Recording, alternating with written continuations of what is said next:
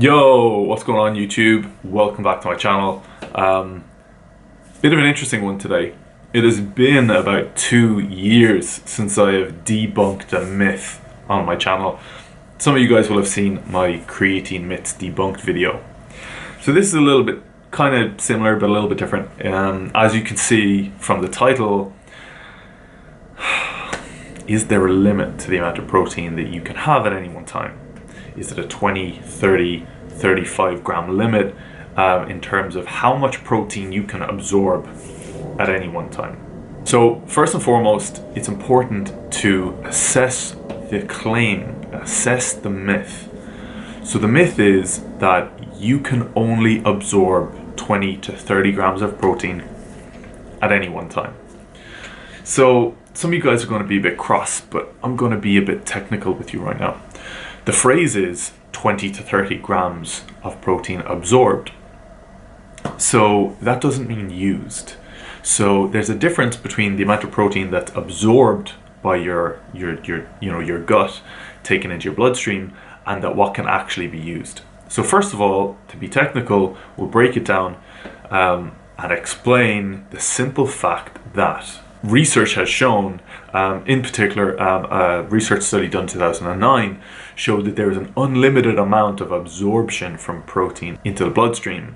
So that being said, there is no limit to the amount of protein that you can have at any time that is going to be absorbed. Virtually all, if not 99.9% of the protein that you put in your body is going to be absorbed. The question then is how much of that is actually going to be used. So in truth, it's pretty unclear. It is pretty unclear based on all the literature that has been done.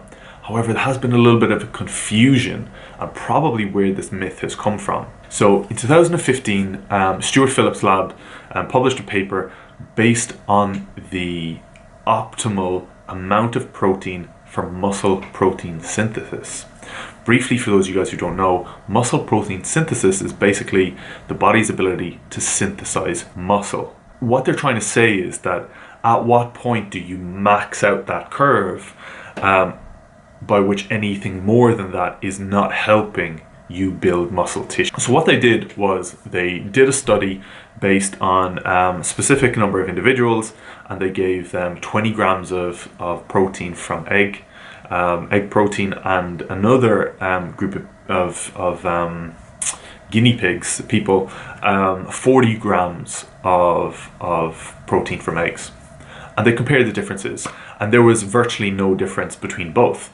So the hypothesis then, based on that paper, was that 20 to 30 grams is the most that your body can absorb. That is not the case. What they're trying to say is that you having 40 doesn't increase the amount that you can build muscle.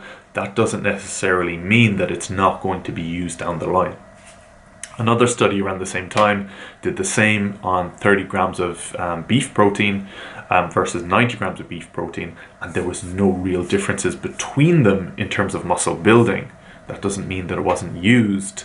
So you can see the confusion already. However, what they did find is that obviously the increased amount of protein had an increased level of urea production and increased level of oxidation, which basically means that your body is maybe breaking these down a little less efficiently, and there may be some sort of spillover, maybe, but it hasn't really been clarified. So that being said, there are 3 things that you need to take into consideration when you're talking about the amount of protein that someone can handle or that someone can take in at any specific time. First of all, the size of the individual.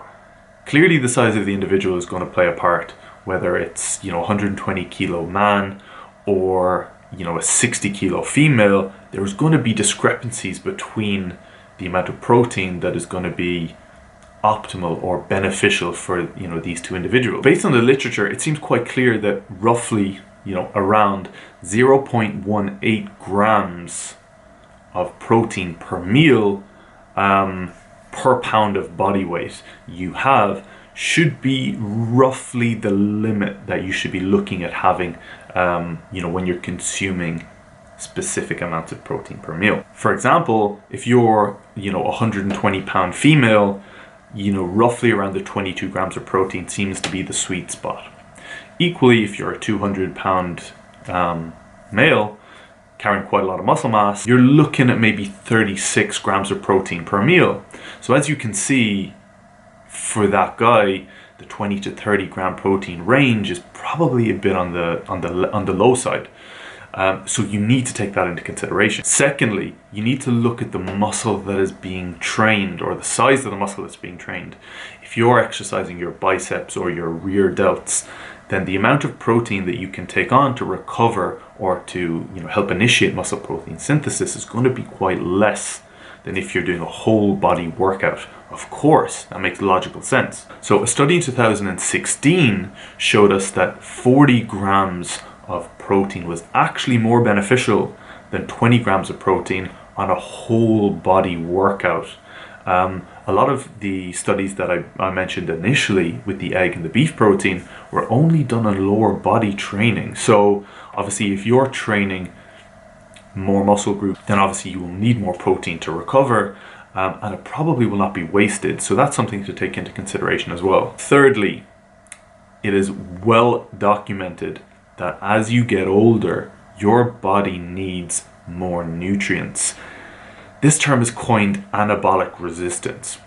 So as you get older, your body is slower at breaking down nutrients. As we know, your metabolism gets slower as you get older, but what that means is for your body to utilize all of these nutrients, it takes a little bit slower. You need that little bit extra protein for your body to be more anabolic.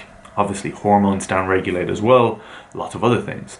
So at this point, you're probably looking, if you've got a 120 kilo male who's got quite a bit of muscle mass, he's 40, 50, maybe a bit older, he probably needs between 40 to 60 grams of protein per meal to hold on to that muscle tissue or to even grow some muscle tissue. Now we've got the science out of the way, let's be practical, because there are going to be some people out there who are watching this who intermittent fast. And as you've seen in my intermittent fasting video, I'm not against the idea at all. It just seems generally, it depends what your goals are. There will be numbers of you out there who intermittent fast, and there is research out there to show that intermittent fasting with higher levels of protein per meal seems to be pretty substantial. There is research out there to show that higher levels of protein for people who intermittent fast can be just as effective as spacing your meals out. For example, a soda review showed that 101 grams of protein in one specific meal was just as effective as 4 meals of about 25 grams spaced out even in terms of holding on to muscle tissue. So it is a pretty foggy area. To summarize, is there a specific number or grams or weight of protein that you can have in one meal? Not really. That the thought that maybe 30 grams is the limit is completely false, and it's anything from 5 to 10 times that number that you could potentially have. What you need to take into consideration as well is that if you're eating larger meals, there will be a slower level of digestion of all of those nutrients. So those amino acids are going to be present for a longer period of time, and although they may not max out muscle protein synthesis effectively or be a little bit higher than normal, it's still going to be in your bloodstream, and it's still going to be able to prevent muscle breakdown or muscle atrophy, which is probably just as important. In essence, the most important thing is your total protein intake. Once you have that pretty sturdy, the actual way that you break it down doesn't really make a massive difference. Although people will have different opinions on what that total protein should be, it is quite clear that that is the most important thing generally, that you have a sufficient amount of protein. Personally, over the last few years, I've become a little bit more conservative with my protein intake. I've realized that having a higher protein intake doesn't necessarily mean that I'm going to build muscle if I'm not training effectively. Equally, I feel like people don't understand how maybe a lower level of protein training the right way cycling your carbohydrates the right way could still be more than enough to make sure or ensure that you don't have a high level of muscle protein breakdown. So I think you need to find what works well for you. You need to find out what works best for you. This is just my thoughts. I say it's my thoughts, but it's my thoughts based on the scientific evidence. So yeah, I hope that's helped. I hope that's kind of ironed out any confusion that you may have on the subject. As always, please let me know what you think of the video. Please let me know what you'd like to see next. Please give it a thumbs up. It makes a massive difference to the growth of my channel. If you haven't, subscribe. Have a look at some of my other videos. Hopefully they'll help. And we'll see you guys in the next one.